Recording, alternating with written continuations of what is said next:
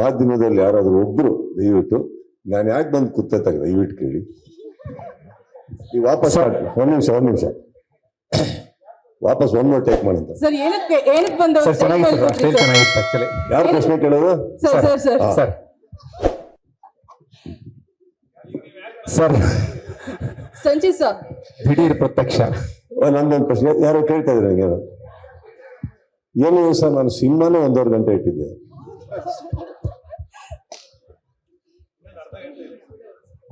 ಬರೋ ಪ್ರೇಕ್ಷಕರ ಸಮಯವನ್ನ ವ್ಯರ್ಥ ಆಗ್ಬಾರ್ದು ಅಂತ 1.5 ಗಂಟೆಯಲ್ಲಿ ಹೇಳುವಂತ ಒಂದು ಪ್ರಯತ್ನ ಮಾಡಿದ್ವಿ. ಇಲ್ಲಿ ನಿಮ್ಮವರೇ ನಿಮ್ಮ ಸಮಯವನ್ನ ಇಷ್ಟು ಧಾರಾಳವಾಗಿ ಖರ್ಚು ಮಾಡಿದ್ದನ್ನು ನನ್ನ ಕಣ್ಣಲ್ಲಿ ಅಲ್ಲಿ ಕುತ್ಕೊಂಡು ನೋಡೋಕ್ಕಾಗದೆ ಈ ಸ್ವಯಂಕೃತ ಅಪರಾಧ ನನ್ನಿಂದ ಆಗಿದೆ. ವೇದಿಕೆಗೆ ಕರೀದೇನೆ ಬಂದಿದ್ದಕ್ಕೆ ಕ್ಷಮೆ ಇರಲಿ, ಕರೆದಿದ್ದಕ್ಕೆ ಥ್ಯಾಂಕ್ ಯು. ಇದಿಷ್ಟು ಶಾರದೆಯ ಮಹಿಮೆ. ಮತ್ತೊಮ್ಮೆ ಸುದ್ದಿಗೋಷ್ಠಿಗೆ ಅಭಿನಯ ಚಕ್ರವರ್ತಿ ಬಾದಶಾ Kichcha Sudeep sir, thank you so much for joining us. ಬಚ್ಚನಿಗೆ ಕಿಚ್ಚ ಶಕ್ತಿಯಾಗಿ ನಿಂತಿದ್ದೀರಾ. Really thank you so much. ಮಾಧ್ಯಮ ಮಿತ್ರರು ಪ್ರಶ್ನೋತ್ತರವನ್ನು ಶುರು ಮಾಡಬಹುದು. Roja Manu Patil from Ashwavega news.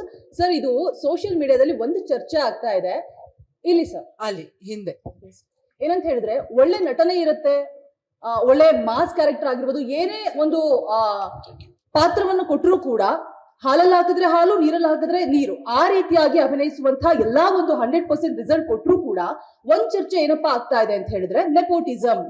ಅಣ್ಣನ್ ಮಕ್ಕಳು, ತಂದೆ ಆಯ್ತು, ಮಗಳು, ಸುದೀಪ್ ಸರ್ ಮಗಳು ಕೂಡ ಸಿಂಗರ್. ಸೊ ಈ ರೀತಿಯಾದಂತಹ ಚರ್ಚೆಗಳು. ಮ್ಯಾಂಗೋ ಪಚ್ಚ ಅಂದ ತಕ್ಷಣ ನೆಪೋಟಿಸಮ್ ನಡೀತಾ ಇದೆಯಪ್ಪ, ಏನ್ ಹೋಗೋದ್ ಸಿನಿಮಾಗೆ, ಏನಿರುತ್ತೆ ಸಿನಿಮಾದಲ್ಲಿ, ಈ ರೀತಿಯಾದಂತಹ ನೆಗೆಟಿವ್ ಕಮೆಂಟ್ಸ್ ಕೂಡ ಬರ್ತಾ ಇದೆ.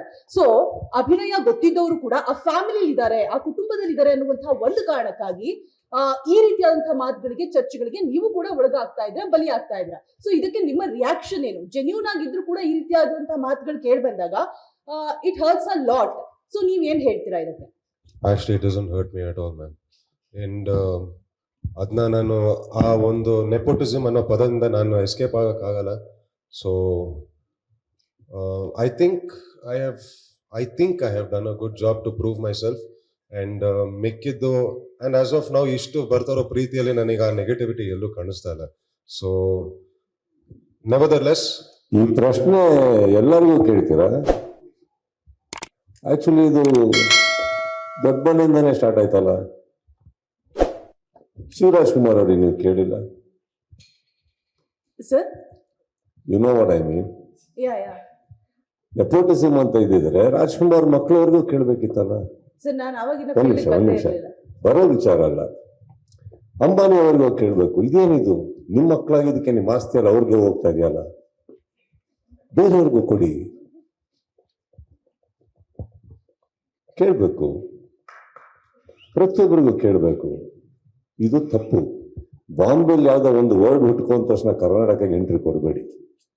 ನಮ್ಮಲ್ಲಿ ರಾಜ್ಕುಮಾರ್ ಟೈಮಿಂದನೂ ಅಕಸ್ಮಾತ್ ಕುಟುಂಬದವರಿಗೆ ಆ ಯೋಗ್ಯತೆ, ಅರ್ಹತೆ, ಕಲೆ ಅನ್ನೋದು ಒಲ್ದು ಅಕಸ್ಮಾತ್ ಕನ್ನಡ ಜನ ಅವ್ರನ್ನ ಇಷ್ಟಪಟ್ಟರೆ, ಇದು ಯಾರಪ್ಪನ ಜಾಗ ಬೇಕಾರಾಗ್ಬೋದು. ಇಲ್ಲಿ ಪಕ್ಕ ಕೂತ್ಕೊಂಡು ನಾವು ಮುಂಬೈನ ಒಂದು ವರ್ಡನ್ನು ಉಪಯೋಗಿಸೋದು ತಪ್ಪಾಗುತ್ತೆ. ಇವತ್ತಿಗೆ ಶಿವರಾಜ್ ಕುಮಾರ್ ಅವರು ಒಂದು ಮೇಲ ನಟರು, ಅವ್ರನ್ನ ನೋಡಿ ಸ್ಫೂರ್ತಿ ಪಡೆದಿದ್ದೀವಿ. ಈಗ ಅವರು ಉದಾಹರಣೆ ತಗೊಂಡು ಎಷ್ಟೋ ಜನ ಬೆಳೀತಾ ಇದ್ದಾರೆ.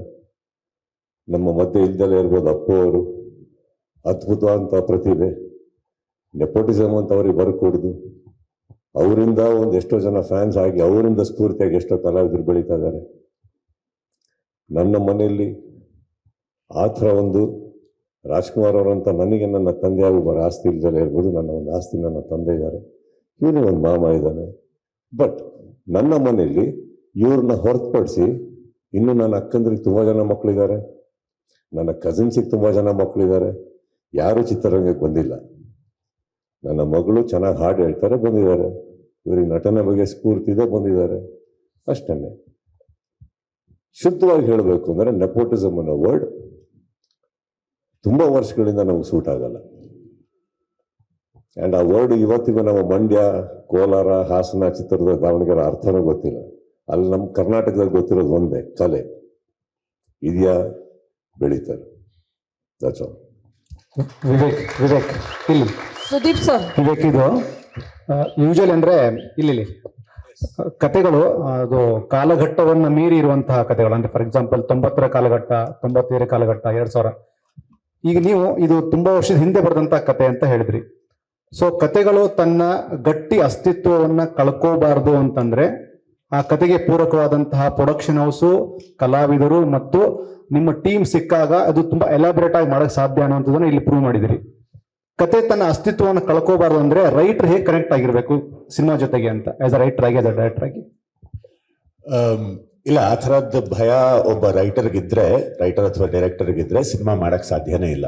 ಅಯ್ಯೋ ಈ ಕಥೆ ಅಸ್ತಿತ್ವ ಕಳ್ಕೊಂಡ್ಬಿಡುತ್ತಾ? ನೋ, ಇಲ್ಲ.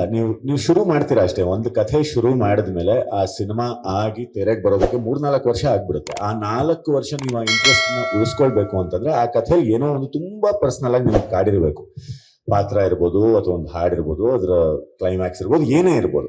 ಆದ್ರೆ ಆ ಭಯ ಪ್ರಾಬಬ್ಲಿ ನನಗಿರ್ಲಿಲ್ಲ. ಯಾಕಂದ್ರೆ ಅಯ್ಯೋ ಇದು ಬೇಗ ಮಾಡ್ಬಿಡ್ಬೇಕು, ಇದು ಅಸ್ತಿತ್ವ ಕಳ್ಕೊಂಡ್ಬಿಡುತ್ತೆ ಅಥವಾ ರಿಲೆವೆನ್ಸ್ ಹೋಗ್ಬಿಡುತ್ತೆ. We just write stories, we just make it as best to our knowledge. And ಆ ಥರದ್ದು ಯಾವುದೇ ಟೆನ್ಷನ್ಗಳಿರಲಿಲ್ಲ. ಅಂಡ್ ಈ ಚಿತ್ರಕಥೆ ನಾನು ಮತ್ತೆ ನಾಗಭೂಷಣ್ ದೇಶಪಾಂಡೆ ಒಟ್ಟಿಗೆ ಬರೆದಿದ್ದು. ಅಂಡ್ ಆ ಒಂದು ಸಪೋರ್ಟ್ ಸಿಸ್ಟಮ್ ಇರುತ್ತಲ್ಲ, ಕೋ ರೈಟಿಂಗ್ ಇದ್ದಾಗ, ಅಂದ್ರೆ ಕೋ ರೈಟರ್ದು ಒಂದು ಸಪೋರ್ಟ್ ಇರುತ್ತಲ್ಲ, ಸೊ ಅದು ಈ ಥರದ ಕನ್ಫ್ಯೂಷನ್ ಬರೋದಕ್ಕೆ ಬಿಡೋದಿಲ್ಲ. ಬಟ್ ನಿಮ್ ಪ್ರಶ್ನೆ ವ್ಯಾಲಿಡ್ ಇದೆ. ಅದು ಯಾವಾಗ ವ್ಯಾಲಿಡ್ ಆಗುತ್ತೆ ಅಂತಂದ್ರೆ, if you are making a film based on something. ಈಗ ಫಾರ್ ಎಕ್ಸಾಂಪಲ್ ಡಿಮಾನಿಟೈಸೇಷನ್ ಮೇಲೂ ಸಿನಿಮಾ ಮಾಡ್ತಿದ್ದೀರಾ, ಸೊ ಅದು ಆ ಟೈಮಲ್ಲೇ ಬರಬೇಕಾಗತ್ತೆ. ಅದಾದ್ಮೇಲೆ ಬರೋಕ್ಕಾಗಲ್ಲ, ಅವಾಗ ಅದು ರೆಟ್ರೋಸ್ಪೆಕ್ಟಿವ್ ಫಿಲ್ಮ್ ಆಗುತ್ತೆ. ಸೊ ಈ ಫಿಲ್ಮ್ ನಲ್ಲಿ ನಮ್ಗೆ ಆ ಥರದ್ದು ಯಾವುದೇ ಇಂಥ ಟೈಮಲ್ಲೇ ಮಾಡ್ಬಿಡ್ಬೇಕು, 2 ವರ್ಷದಲ್ಲೇ ಮಾಡಬೇಕು ಅನ್ನೋ ಥರದ್ದು ಯಾವುದೇ ಟೈಮ್ ಲೈನ್ ಇರಲಿಲ್ಲ. ಸಿನಿಮಾಗ ಒಂದು ಟೈಮ್ ಲೈನ್ ಇದೆ, ಅದು ನಾವು ಸೆಟ್ ಮಾಡಿದೀವಿ. But the story was relevant when we thought, the story was relevant when we made, and the story is still relevant when the film is in the theatres. Vivek sir, yes sir. ಈ ಕಥೆನ ಬರೆಯುವಾಗ first Sanchit ಅವ್ರಿಗೆ ಅಂತಾನೆ ಬರ್ದಿದ್ದ, ಇಲ್ಲ ಬೇರೆ character ಯಾರಾದ್ರೂ ಯೋಚನೆ ಮಾಡಿ ಬರ್ದಿದ್ದ? ಇಲ್ಲ, ಸಂಚಿತ್ ಅವ್ರಿಗೆ ಅಲ್ಲ ಇದು ಬರ್ದಿದ್ದು. ನಾನು 2-3 ಸತಿ ನಾನು ಕ್ಲಿಯರ್ ಮಾಡಿದೆ. ನನಗೆ 3-4 ಜನ ಕೇಳಿದ್ರು ಕೂಡ, ಅಂದ್ರೆ ಪಚ್ಚ ಅಂತ ಯಾಕೆ ಇಟ್ಟಿದ್ದೀರಾ ಹೆಸರನ್ನ, ಇದು ಕಿಚ್ಚಾಗೆ ರೈಮ್ ಆಗೋ ತರ ಇಟ್ಟಿದ್ದ ಅಂತ. ಇಲ್ಲ, ಖಂಡಿತ ಇಲ್ಲ. 2020ರಲ್ಲಿ ಈ ಚಿತ್ರದ ನಾಯಕ ನಟನ ಹೆಸರು ಪ್ರಶಾಂತ ಅಲಿಯಾಸ್ ಪಚ್ಚ ಅಂತ ನಾವು ಇಟ್ಟಿದ್ದು. ಅದು ಡೆಸ್ಟಿನಿ, ಅದು ಎಲ್ಲ ಕಡೆ ಸುತ್ತಿ ಅದು ಕಿಚ್ಚ ಅಂದ್ರೆ ಕಿಚ್ಚ ಸುದೀಪ್ ಅವರ ಸೋದರಳಿಯ ಪಚ್ಚ ಆಗಿದ್ದದು. ಅದು ಡೆಸ್ಟಿನಿ, ಅದು it didn't happen by design. ಎರಡನೇದಾಗಿ ಈ ಸಿನಿಮಾಗೆ ಒಂದು ಹೊಸ ಮುಖಾನೇ ಬೇಕು ಅಂತ ನಾವು ಡಿಸ್ಕಸ್ ಮಾಡಿದ್ವಿ. ಯಾಕಂದ್ರೆ ಪಚ್ಚ ಅಷ್ಟು ಅಂದ್ರೆ ಏರಿಯಾದಲ್ಲಿ ಒಂದು DVD ಅಂಗಡಿ ಇಟ್ಕೊಂಡಿರೋ ಹುಡುಗ, ಮೈಸೂರಲ್ಲಿ ಓಡಾಡ್ಕೊಂಡಿರೋ ಹುಡುಗ. We wanted somebody with no baggage, with no prior things to prove on screen. So we wanted a fresh and raw talent, and Sanchit really proved a lot. ಯಾಕೆ ಪ್ರಶ್ನೆ ಅಂದ್ರೆ ಸರ್, ಯಾಕೆ ಅವ್ರಿಗೆ ಇಟ್ಟಿದ್ದು ಅಂತಂದ್ರೆ, ಈ ಕಥೆಯನ್ನ ತಗೋಬೇಕು ಅಂದ್ರೆ ಬಹಳ ಧೈರ್ಯ ಬೇಕು. ಯಾಕಂದ್ರೆ ನಿಜವಾಗಿ ನಡೆದಿರುವಂತ ಘಟನೆಗಳು ನಿಮಗೆ ಗೊತ್ತಿದೆ. ಅದು 2017ಕ್ಕೆ ಇದು ಕ್ಲೋಸ್ ಆಯ್ತು, ಕ್ಲೋಸ್ ಕೂಡ ಮಾಡಿದ್ರು ಈ ಕೇಸನ್ನ. ಮೈಸೂರಲ್ಲಾದಂತ ನಿಜವಾದ ಘಟನೆಗಳನ್ನ ಒಂದಷ್ಟು ಆಧಾರಿತವಾಗಿ ತಗೊಂಡಿದ್ದೀರಾ. ಸಂಚಿತ್ ಅವರಿಗೆ ಬರ್ದಿದ್ದಿದ್ರೆ ನೀವು ಈ ತರ ದೊಡ್ಡ ಮನೆಯಿಂದ, ಅಂದ್ರೆ ದೊಡ್ಡ ಸ್ಟಾರ್ ಮನೆಯಿಂದ ಬರುವಂತ ಹುಡುಗ ಈ ಗಾಂಜಾ ಅನ್ನೋ ಒಂದು ವಿಚಾರವನ್ನ ಹೇಳಲಿಕ್ಕೆ ಹೊರಟಾಗ ಅದು ನೆಗೆಟಿವ್ ಹೋಗ್ಬೋದು, ಪಾಸಿಟಿವ್ ಹೋಗ್ಬೋದು. ಎರಡು ಯೋಚನೆಗಳನ್ನ ತಲೆಯಲ್ಲಿ ಇಟ್ಕೊಂಡು ಬರ್ದಿರ್ಬೇಕಾಗತ್ತೆ. ಸೊ ಇದು ಮೈಸೂರಿಗರಿಗೆ ಅವಮಾನ ಆಗುವಂತ ರೀತಿಯೂ ಇರಬಹುದು. ಯಾಕಂದ್ರೆ ಸಾಂಸ್ಕೃತಿಕ ನಗರ ಅಂತ ಗೌರವ ಕೊಟ್ಟಾಗ ಮೈಸೂರಲ್ಲಿ ಮಾಲ್ ಇದೆ ಅನ್ನೋದನ್ನ ನಾವು ಹೇಳೋಕ್ ಹೊರಟಾಗ ತೊರೆ ಮೇಲೆ ಬಹಳ ಕಷ್ಟ ಆಗುತ್ತೆ. ಸೊ ಹಾಗಾಗಿ ನನ್ನ ಕಡೆಯಿಂದ ಏನಂದ್ರೆ, ಒಂದೊಳ್ಳೆ ಸಿನಿಮಾವನ್ನ ಮಾಡಿದಿರಾ, ಸಿನಿಮಾದ ರೀತಿಯಲ್ಲಿ ನೋಡೋ ರೀತಿ ಮಾಡಿದಿರಾ, ಅಪ್ರಿಶಿಯೇಟ್ ಮಾಡ್ತೀವಿ. ಪಾರ್ಟ್ 2ನ ಆದಷ್ಟು ಬೇಗ ಕೊಡಿ ಅಂತ ಕೇಳ್ತೀವಿ. Thank you. ಲೇಟೆಸ್ಟ್ ಹಾಗೂ ಇಂಟ್ರೆಸ್ಟಿಂಗ್ ಸುದ್ದಿಗಳಿಗಾಗಿ ಬಾಸ್ ಟಿವಿ ಕನ್ನಡ ಚಾನೆಲ್ನ ಸಬ್ಸ್ಕ್ರೈಬ್ ಮಾಡಿ. ಹಾಗೆಯೇ ಬೆಲ್ ಐಕಾನ್ ಪ್ರೆಸ್ ಮಾಡಿ. ಇದರ ಜೊತೆಗೆ ಫೇಸ್ಬುಕ್, ಇನ್ಸ್ಟಾಗ್ರಾಮ್, ಎಕ್ಸ್ ನಲ್ಲೂ ಮಿಸ್ ಮಾಡದೆ ಫಾಲೋ ಮಾಡಿ.